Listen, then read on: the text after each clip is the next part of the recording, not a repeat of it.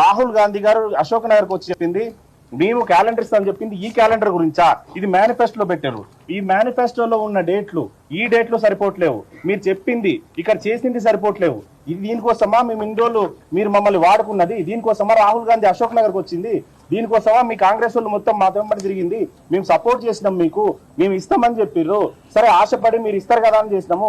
ఇప్పటి వరకు నోటిఫికేషన్లు ఇవ్వకపోగా మీరు వచ్చిన తర్వాత ఈ 30,000 తీసేస్తే మీ ఎగ్జామ్ స్టార్ట్ అయ్యేది ఒక 1 year తర్వాత, 1.5 year తర్వాత.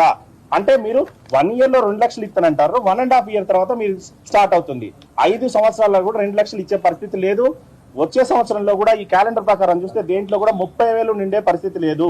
అంటే వీళ్ళు ఇచ్చిన 2 లక్షలు గాలికి వదిలేసి కేవలం స్టూడెంట్ ని మభ్య పెట్టడానికి మాత్రమే ఇది రిలీజ్ చేసిరు. దీంట్లో ఒక సిగ్నేచర్ గానీ, దీనికి సంబంధించిన ఒక అథారిటీ గానీ, ఏదైనా టీఎస్పీఎస్సీకి పంపిన మీ కాపీ అని కానీ లేదు.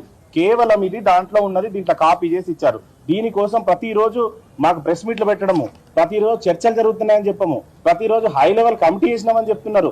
ప్రతి మంత్రి గారు దీని మీద రెస్పాండ్ అయ్యారు. రేపు వస్తుంది చూడండి, మాపొస్తుంది చూడండి, కమిటీ నడుస్తుంది, మా క్యాబినెట్ మీటింగ్ లో చర్చించడం. దీనికోసమా క్యాబినెట్ లో మీటింగ్? దీంట్లో ఏముందని క్యాబినెట్ లో మీటింగ్ చర్చించారు? దీంట్లో ఒక సంతకం లేదు, ఒక అథారిటీకి మేము పంపించినాము ఆర్డర్స్ అని లేదు, ఒక జీవో ఇష్యూ చేసినాం జీఏడి వాళ్ళకి ఫలానా డేట్ లో ఇమ్మని చెప్పింది లేదు.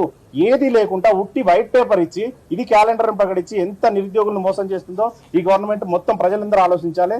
మేము ఇంతగనం చేస్తే కనీసము ఈ రోజు కనీసం ఒక దీంట్లో అంకెలు ప్రకటిస్తామని చెప్పారు. అంకెలు ప్రకటిస్తాము 2 లక్షలకు సంబంధించి అన్నారు. ఏది ఒక్క అంకె ఉందా? దీంట్లో ఒక సంఖ్య ఉందా? సరే ఆ సంఖ్యను మీరు ఈ డేట్ లో పంపించాలని ఒక జీవో ఇచ్చిరా, జిఏడికి లెటర్ పెట్టిరా? సరే ఈ డేట్ల ప్రకారం టీఎస్పీఎస్సీ ఎగ్జామ్ కండక్ట్ చేయమని మీరు టీఎస్పీఎస్సీకి లెటర్ ఇచ్చిరా? ఏమీ లేదు. వెనక ఎవరికి ఆర్డర్ పంపలేదు. కేవలం ఇది ప్రెస్ కి రిలీజ్ చేసారు. ఇది అవుతుందనే మాకు నమ్మకం లేదు. ఈ 30,000 ఉద్యోగాలు ఎట్లా చెప్తున్నారో దీని పరిస్థితి కూడా ఇదే పరిస్థితి అవుతుంది. ఖచ్చితంగా మేము దీన్ని ఖండిస్తున్నాము. మేము ప్రధాన ప్రతిపక్షమైన బీఆర్ఎస్ దగ్గరకు వచ్చినాము.